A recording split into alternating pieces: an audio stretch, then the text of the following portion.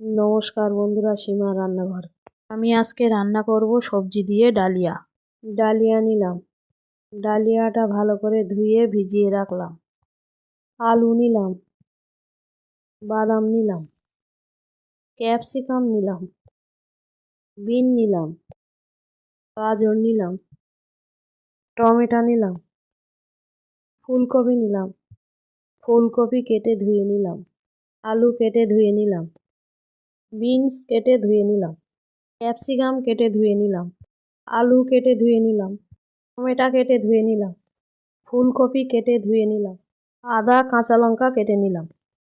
কড়া বসালাম, রিফাইন তেল দিলাম, বাদাম দিলাম, বাদাম ভেজে তুলে নিলাম।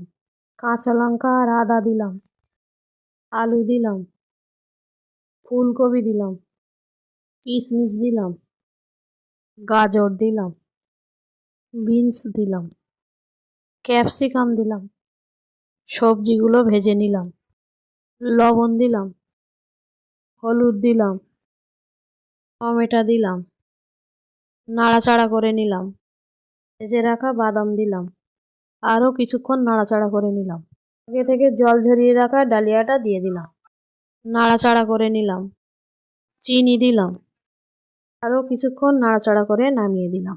সবজি দিয়ে ডালিয়াটা ভালো লাগলে লাইক, সাবস্ক্রাইব, কমেন্ট, শেয়ার করুন। ফ্যান্টাস্টিক।